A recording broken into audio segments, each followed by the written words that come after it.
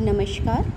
आज हम जो विषय पढ़ने वाले हैं वो बीए पार्ट फर्स्ट ईयर का है और ये विषय है अपना सूर्य ताप। सूर्य से मिलने वाले तापमान की मात्रा पृथ्वी पर कितनी आती है, कितने समय में आती है, उसके बारे में हम आज बात करेंगे। देखिए, सूरज जो है वो जो बना हुआ है वो दो गैसों के विशेष योगदान से बना हुआ है, जिसमें हाइड्रोजन और हीलियम गैसें हैं। इन दोनों में जब परमाणु प्रक्रिया होती है उसके माध्यम से न्यूट्रॉन, इलेक्ट्रॉन, प्रोटॉन निकलते हैं, जिसकी वजह से इसमें से हमें ताप प्राप्ति होती है। जब हमें सूर्य ताप प्राप्त होता है तो वो धरातल में तक पहुंचने में 8 मिनट 16 सेकंड का समय लेता है। लेकिन इस दौरान वो किन किन क्षेत्रों से होकर गुजरता है और वो उन क्षेत्रों में उनको कितना अवशोषित किया जाता है या किस प्रकार से वो धरातल पे आता है, आज हम उसके विषय में पढ़ेंगे।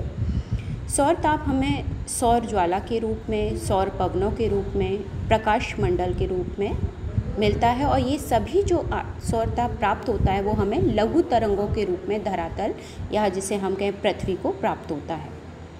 प्राप्त होने की प्रक्रिया सूर्य से हमें जो ताप होता है वो लघु तरंगों के रूप में होता है, लेकिन वही ताप जब वापस वायुमंडल में लौटता है तो दीर्घ तरंगों के रूप में लौटता है। अभी हम सूर्य से प्राप्त होने वाले ताप के बारे में बात करेंगे।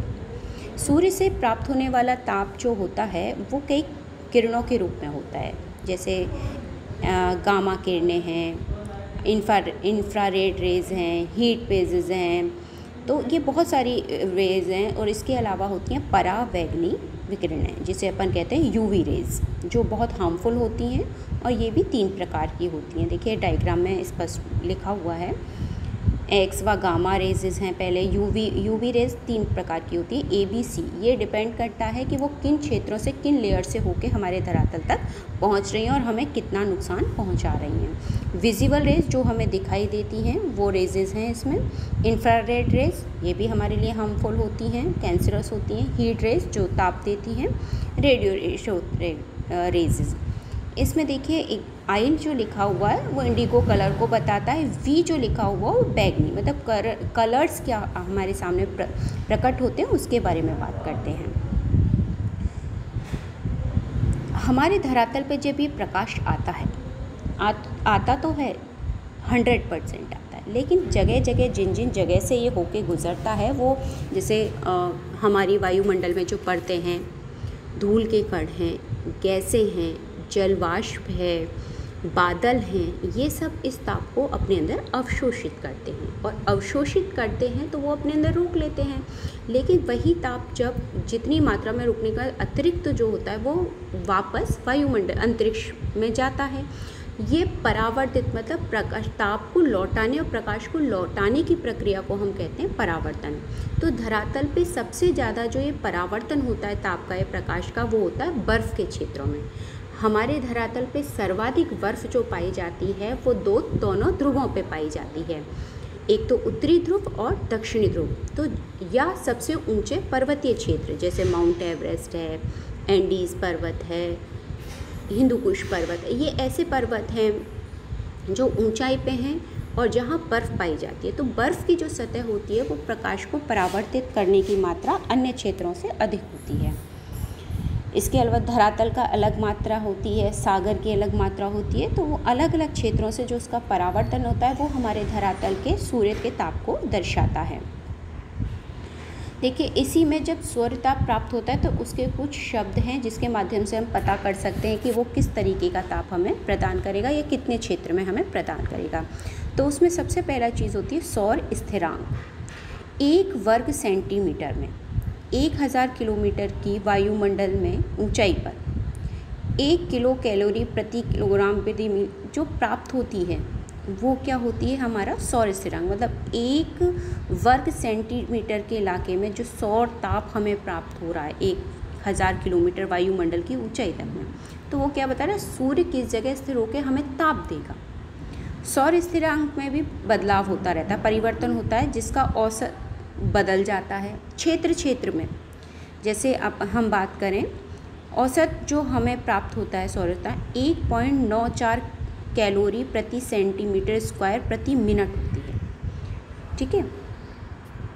लेकिन मैंने आपको बताया ये बदलता रहता है। देखिए मौसम के अनुसार कह सकते हैं, क्योंकि सूर्य कभी उत्तरायण होता है, दक्षिणायन होता है, इन चीज़ों का प्रभाव क्षेत्रों पर भी पड़ता है। तो इसके स्थिरांक में परिवर्तन, ये औसत है 1.94। ये आपके आरएस के पेपर के विषय से संबंधित भी टॉपिक है, अन्य जो आप परीक्षाएं देते हैं उनसे संबंधित है। और ये इम्पॉर्टेंट है, कैलोरी आप विशेष रूप से याद रखिएगा कि औसत कैलोरी कितनी है और कितना इनमें बदलाव होता है। जुलाई महीने में यही कैलोरी 1.89 कैलोरी प्रति सेंटीमीटर स्क्वायर प्रति मिनट जब अपसौर की स्थिति होती है। जनवरी में चेंज हो जाती है, 2.4 बढ़ गई कैलोरी प्रति सेंटीमीटर स्क्वायर प्रति मिनट जब उपसौर की स्थिति होती है। तो जो आपका 2.41 है, कई जगह आपको 2.01 भी मिलेगा, लेकिन प्रॉपर जो है वो 2.01 से आपको स्टार्टिंग 2.4 के बीच में कई किताबों में अलग अलग मिल जाएगा। आपको विशेष रूप से याद रखना है औसत कैलोरी जो कि 1.94 है। इसका मतलब हमारे धरातल पे किन क्षेत्रों में कितना औसत ताप हमें प्राप्त हो रहा है। अगला शब्द इसमें जब हम सूर्यताप पढ़ते हैं तो सूर्यताप होता क्या है? पृथ्वी के किसी निश्चित क्षेत्र पर एक निश्चित समय पे जो सौर विकिरणों का अंश प्राप्त होता है उसे हम कहते हैं सौर्यताप। जैसे हम उदाहरण से समझ सकते हैं, मान लीजिए हम जिस ज़मीन पे खड़े हैं वहाँ सूरज का प्रकाश आ रहा है, किसी पत्थर पे खड़े हैं आप या किसी जगह खड़े हैं और आप उसको छू के देखते हैं तो आपको वो टेम्परेचर महसूस होता है। तो आपने एक पर्टिकुलर एक क्षेत्र पे अपना हाथ रख के या किसी चीज़ को रख के पता किया कि ताप कितना है, तो उसी को हम क्या कहते हैं? सूर्य ताप कहते हैं।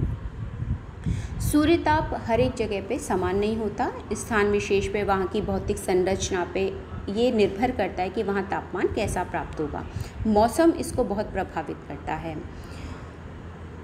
तो इसमें सबसे पहले चीज़ हमें ध्यान रखना है, सूर्य ताप जो है वो प्रत्येक स्थान पर भिन्न भिन्न हो सकता है। हमारी पृथ्वी पर ऊष्मा का सबसे बड़ा स्रोत क्या है? सूर्य है, जिसके संगठन जो मैंने बताया था आपको, वो हाइड्रोजन गैस की नाभिकीय संलयन प्रक्रिया से हीलियम में परिवर्तित हो रही है, जिससे उसमें से अपार ऊर्जा निकलती है। यह ऊर्जा लघु तरंगों के रूप में सौर विकिरण जिसे हम कहते हैं, जो सूर्य से आने वाली विकिरण आपने कभी देखी हो ध्यान से, तो हमें धूल धूल के कण प्रकाश से आते दिखाई देते, वो विकिरण लघु तरंगों के रूप में हमारे पास धरातल तक पहुँचती हैं। पृथ्वी के आंतरिक भाग में रेडियो पदार्थों के विखंडनों व दुर्बलता मंडल में घर्षण से जनित ऊष्मा भी धरातल को प्राप्त होती है। अब दुर्बलता मंडल कहाँ है? हम जिस धरातल पर रहते हैं उसे कहते हैं हम क्रस्ट। क्रस्ट के नीचे एक मंडल पाया जाता है 100 किलोमीटर की गहराई पर, जिसे हम दुर्बलता मंडल या प्लास्टिक मंडल कहते हैं। उसे दुर्बलता मंडल क्यों कहा जाता है? देखिए, जैसे जैसे हम धरातल में गहराई की तरफ जाते हैं तो ऑक्सीजन घटता जाता है और तापमान बढ़ता जाता है। हर एक 32 मीटर की गहराई पर 1 डिग्री टेम्परेचर बढ़ जाता है।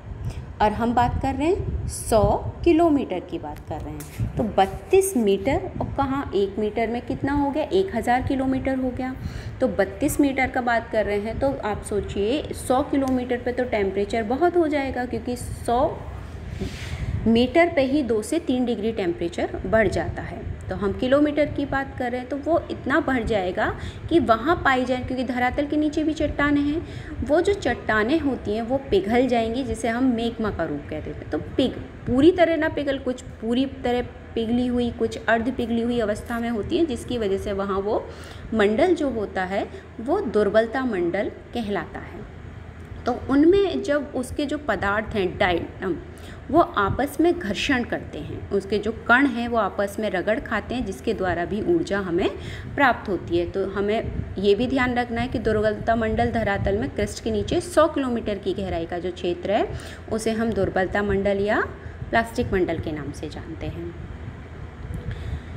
तो हमें ऊष्मा किन के रूप है? एक तो सबसे बड़ा स्रोत तो सूर्य ही है, दूसरा स्रोत हमारा क्या हो गया? धरातल के नीचे जो दुर्बलता मंडल है उसके माध्यम से, और दूसरा रेडियो चट्टानों के अंदर, धरातल पे जितनी भी चट्टानें हैं उनके अंदर भी रेडियो सक्रिय पदार्थ पाए जाते हैं, जिनके माध्यम से भी हमें ऊर्जा प्राप्त होती है, लेकिन इतनी नहीं प्राप्त होती जितनी हम सूर्य से उसकी तुलना कर सकें। इसमें एक विशेष बिंदु होता है जिसे कहते हैं सौर स्थिरांक, जो मैंने आपको अभी बताया था, वायुमंडल की ऊपरी सतह पर। अभी क्रस्ट कहाँ था? धरातल पे, और धरातल जिस पे हम रहते हैं और उसके नीचे की बात। अब हम कर रहे हैं वायुमंडल की, मतलब हम ऊपर ऊंचाई की, आसमान की बात कर रहे हैं। 1000 किलोमीटर प्रति वर्ग सेंटीमीटर मिनट में जो ऊष्मा प्राप्त होती है उसे हम क्या कहते हैं? सौर स्थिरांक। मतलब एक विशेष क्षेत्र पे 1 सेकंड में जो भी ऊष्मा हमें प्राप्त होगी वो क्या हो जाएगा? उसका सौर स्थिरांक। ये सौर स्थिरांक 2 कैलोरी प्रति सेंटीमीटर स्क्वायर प्रति मिनट होता है। ये मैंने आपको पहले ही कहा था। ये भी परिवर्तित होता रहता है मौसम के अनुसार। जनवरी में 1.89 था और वही जुलाई में 1.89, जनवरी में 2 से ज़्यादा। औसत आपको बताया था 1.94। सूर्यताप का वितरण सतह पर, हर सतह पर असमान होता है, अर्थात असमानता होने का कारण सूर्य ताप मंडल विकसित होना है कि कहाँ पे सूर्य का प्रकाश लंबे समय तक रहेगा वहाँ ज़्यादा ताप प्राप्त होगा, जहाँ सूर्य लंबे समय तक दिखाई देगा, और जहाँ नहीं दिखाई देगा वहाँ कम प्राप्त हो जाएगा। इसको भी हम 3 बिंदुओं से समझ सकते हैं। पहला, अधिकतम सूर्य ताप मंडल क्षेत्र, मतलब कहाँ सबसे ज़्यादा हमें सूर्य का प्रकाश या ताप मिलता है। कर्क रेखा से मकर रेखा के मध्य का क्षेत्र सर्वाधिक ऊष्मा प्राप्त करता है। ये कहाँ से? कर्क रेखा 23.5 डिग्री उत्तरी गोलार्ध और मकर रेखा 23.5 डिग्री दक्षिणी गोलार्ध के मध्य का जो क्षेत्र है ये हमारा सबसे ज़्यादा ऊष्मा प्राप्त करता है। मध्यम सूर्यताप मंडल, देखिए, कर्क रेखा से आर्कटिक तथा मकर रेखा से अंटार्कटिक के मध्य का क्षेत्र कहलाता है मध्यम ताप, क्योंकि यहाँ पे जो तापमान होता है वो शीत कटिबंध और शीतोष्ण कटिबंध में आ जाता है, तो यहाँ पे टेम्परेचर कम प्राप्त होता है। तो इसको हम कहेंगे 23.5 डिग्री से 66.5 डिग्री उत्तरी व दक्षिणी गोलार्ध के मध्य का क्षेत्र इसमें आता है। सबसे कम कहाँ मिलेगा टेम्परेचर? जहाँ सूर्य की किरणें तिरछी, जहाँ सूर्य की किरणें सीधी पड़ती हैं वहाँ टेम्परेचर ज़्यादा होता है, तापमान ज़्यादा प्राप्त होता है। जहाँ तिरछी होती जाती है वहाँ सूर्य का ताप भी हमें कम प्राप्त होता है। निम्न मंडल, इसका मतलब बर्फ़ का क्षेत्र। बर्फ़ क्यों जमी है? क्योंकि सूर्य की किरणें इतनी तिरछी हो गई कि वहाँ टेम्परेचर मिल नहीं पा रहा है, मतलब उन्हें लंबी दूरी तय करने के जानी पड़ रही है, इस वजह से वो तापमान पूरा वहाँ प्राप्त नहीं। तो ऐसे क्षेत्र हमारे ध्रुवीय क्षेत्र, जैसे उत्तरी ध्रुव और दक्षिणी ध्रुव का क्षेत्र।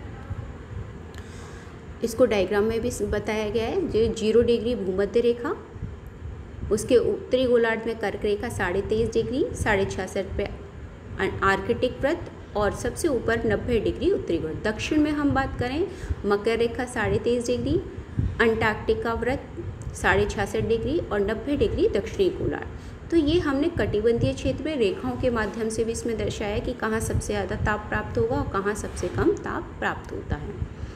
सूर्य का जो ताप है वो उसके आपतन कोण पर निर्भर करता है। आपतन कोण का मतलब कहाँ बिल्कुल सीधी उसकी किरणें जा रही हैं और कहाँ वो किरणें तिरछी होती जा रही है। देखिए, जब सीधी किरणें जाती हैं तो वो कम रास्ता तय करती हैं, और जब कम रास्ता तय करेंगी तो उसमें से ऊष्मा का जो ह्रास होगा वो कम होगा।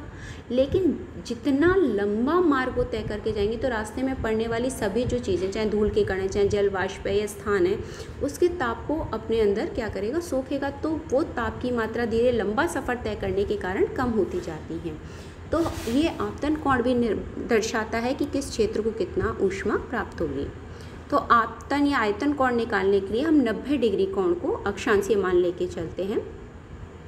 23.5 डिग्री उत्तर व दक्षिण में अधिकतम आयतन कोण रहता है। इससे ऊपर सूर्य की किरणें सीधी नहीं पड़ती हैं, फिर क्या होने लगती हैं? तिरछी होने लगती हैं। सूर्य किरणों का अधिकतम आपतन कोण बांसवाड़ा जिले में है।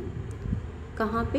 राजस्थान की हम अगर बात करें तो क्योंकि हम राजस्थान में रहते हैं और कर्क रेखा कहाँ पड़ती है? राजस्थान के दक्षिण में बांसवाड़ा वाले क्षेत्र में, कुशलगढ़ से होके जो निकलती है, तो वहाँ सबसे ज़्यादा अपना आपतन कोण पड़ेगा। और जहाँ आपतन कोण आ जाता है, सीधी लाइन किरणें आती है, वहाँ टेम्परेचर ज़्यादा होता है। अब ये तो हो गया कि सूर्यताप कहते किसे हैं, सूर्यताप किन किन किरणों के रूप में। मैंने आपको बताया था यूवी रेजेस परावैंगनी किरणों के रूप में, एक गामा किरणें उनके रूप में, और सूर्य स्थिरांक किसे कहते हैं, सौर्य ताप किसे कहते हैं और किस माध्यम से धरातल पर आता है, ये हमने बात की। अब ये जब ताप आता है तो ये आते समय इसको कौन कौन सी चीज़ें प्रभावित करती हैं। तो इसको प्रभावित करने वाले कारकों में सूर्य की किरणों का आयतन कोण, ये मैंने आपको अभी बताया। जब किरणें सीधी पड़ेंगी तो ज़्यादा ताप प्राप्त होगा, किरणें जैसे जैसे तिरछी पड़ेंगी तो तापमान हमें कम प्राप्त होगा लंबी दूरी तय करने के। भूमध्य रेखा पे सूर्य की किरणें लंबवत अधिकतम दिखती हैं तथा ध्रुवों पर सर्वाधिक तिरछी, अर्थात ध्रुवों पर इनकी सूर्य की किरणों को अधिक क्षेत्र पर फैलना पड़ता है। साथ ही वायुमंडल की अधिकतम दूरी पार करनी पड़ती है, जिससे सूर्य ताप की मात्रा क्या हो जाती है, कम हो जाती है, जिसके परिणाम स्वरूप सूर्य की विकिरणें आयतन कोण 90 डिग्री जहाँ अधिकतम होगा वहाँ सूर्य ताप अधिक होगा, और जहाँ 90 डिग्री नहीं होगा, कम होगा, वहाँ पे सूर्य ताप की मात्रा कम होगी। सूर्य की किरणों का आयतन कोण हर महीने और दिन के अनुसार भी बदलता रहता है। ग्रीष्म अयनांत में 21 मतलब 21 जून को, आज हमारी तारीख है 17 जून, 21 जून चौथे दिन है, और इस बार तो 21 जून को, सन 21 जून 2020 को ग्रहण भी पड़ रहा है। इस दिन सूर्य कर्क रेखा पर एकदम सीधा चमकता है। इसका मतलब हमारे यहाँ उस दिन सबसे बड़ा दिन की अवधि होगी और गर्मी भी सर्वाधिक होगी। तो 21 जून को इसका मतलब उत्तरी गोलार्ध में गर्मी विशेष रूप से पड़ेगी और बजाय दक्षिणी गोलार्ध में क्या होगी, क्योंकि वो सूर्य उत्तरायण में है तो इस समय गर्मी उत्तरी गोलार्ध में और दक्षिणी गोलार्ध में ठंड होगी। दूसरा पड़ता है शीत अयनांत 22 दिसंबर। इसका मतलब 21 जून को कर्क रेखा पे सीधा सूर्य चमकेगा, तो जो इसके आसपास के क्षेत्र में वहाँ गर्मी रहेगी। 22 दिसंबर को सूर्य दक्षिणायन हो जाता है, दक्षिणी गोलार्ध में की तरफ चला जाता है, इस वजह से वहाँ गर्मी पड़ती है और हमारे यहाँ दिसंबर में क्या पड़ती है, ठंडी, क्योंकि वो हमारे क्षेत्र से दूर चला जाता है। वसंत विषुवत में 21 मार्च जो हमारा अभी निकल के गया है, और शरद विषुवत वो 23 सितंबर। 21 मार्च और 23 सितंबर को सूर्य भूमध्य रेखा पर सीधा चमकता है। इसका मतलब सर्वाधिक ताप इन दो दिवसों में भूमध्य रेखा पर पड़ेगा। आपको डायग्राम में भी वही दोबारा बताया, 0 डिग्री, 23.5 डिग्री, 66.5, 90 डिग्री उत्तर और दक्षिण का क्षेत्र। अब ये आयतन कोण या आयतन कोण निकालते कैसे। मान लीजिए हमने 90 डिग्री लिया, अब 21 जून को सूर्य कहाँ चमकेगा, सीधा कर्क रेखा पे, 23.5 डिग्री उत्तरी गोलार्ध में कर्क लिखा हुआ है। इस दिन सूर्य की किरणें एकदम सीधे यहाँ पड़ेंगी। अब हमें 90 डिग्री में से कितना घटा देंगे, 23.5 डिग्री, तो हमारे पास कितना निकल के आएगा, 66.5 डिग्री का आपतन। इसका मतलब हमारे पास 66.5 डिग्री ज़्यादा मान है, इसका मतलब टेम्परेचर हमें ज़्यादा मिलेगा। लेकिन जैसे जैसे 90 में से जो संख्या बढ़ती जाएगी, कोण का मान छोटा होता जाएगा, वहाँ तापमान क्या होता जाएगा, कम प्राप्त होता जाएगा। अब मान लीजिए मैं 90 को 90 से माइनस करूँ, 0 हो जाएगा, तो टेम्परेचर तो हमें मिलेगा ही नहीं, तो वहाँ ठंड रहेगी। तो हम 90 डिग्री में से उस मान को घटा के आयतन कोण प्राप्त कर सकते हैं, और आयतन कोण का मान जितना अधिक आएगा वहाँ सूर्य ताप उतना अधिक प्राप्त होगा। चलिए, दूसरी कारक जो प्रभावित करता है वो होती है दिन की अवधि। देखिए, रात को तो सूरज हमारे चमकता ही नहीं है, ऐसा नहीं है सूर्य नहीं होता, लेकिन सूर्य हम पृथ्वी घूमती है, घूमने के कारण वो उसके विपरीत स्थिति में आ जाती है, इसलिए हमारे यहाँ अंधेरा महसूस होता है। तो दिन की अवधि भी सूर्य ताप को प्रभावित करती है। हमारी पृथ्वी अपने अक्ष पर 23.5 डिग्री झुकी हुई है, इसी कारण इस अवधि में भाई घूमेगी 23.5 डिग्री, तो जो हिस्सा सूर्य के सामने रहेगा वहाँ प्रकाश रहेगा, और पीछे चला जाएगा वहाँ अंधेरा रहेगा। तो जिस क्षेत्र पर सूर्य की किरणें प्रकाशित करेंगी वहाँ गर्मी रहेगी, और जहाँ नहीं करेंगी वहाँ ठंडक रहेगी। और ये भी निर्भर करता है कि सूर्य की अवधि कितने समय, दिन बड़ा होगा तो टेम्परेचर ज़्यादा मिलेगा, दिन छोटा होगा तो टेम्परेचर कम मिलेगा। उत्तरी गोलार्ध में सबसे बड़ा दिन होगा हमारा 21 जून का, और दक्षिणी गोलार्ध में 22 दिसंबर। मैंने आपको समझाया ही था कि कब कर्क रेखा मकर रेखा की स्थिति। प्रत्येक स्थान पर दिन रात की अवधि समान जो रहती है वो 2 दिवसों पर रहती है, 21 मार्च व 23 सितंबर। ये भूमध्य रेखा की स्थिति है। तीसरा कारक है वायुमंडल की पारदर्शिता। भूमध्य रेखा पर सूर्य की किरणों 2 बार लंबवत रूप से पड़ती है, एक तो 21 मार्च को और 23 से, परंतु अधिकतम सूर्यताप की प्राप्ति उपोष्ण अयनवर्तीय क्षेत्रों में थे। अब आप समझिए इस चीज़ को, आपको और मैं स्पष्ट कर देती हूँ। देखिए भूमध्य रेखा, जो हम भू मतलब पृथ्वी और मध्य मतलब बीच में से, हमारे आपने ग्लोब देखा होगा, कोई भी गोले को हम बिल्कुल 2 बराबर भागों में बांटते हैं तो गोले का आधा गोलार्ध हो जाता है। लेकिन जो बीच में से आधा करने के लिए लाइन डाली गई, तो हम गोले को मान लेते हैं पृथ्वी, क्योंकि हम कहते हैं पृथ्वी गोल है, और गोल पृथ्वी को हम बीच में से एक लाइन डालेंगे तो भू मतलब पृथ्वी और मध्य मतलब बीच में से, उसे हम भूमध्य रेखा कहते हैं।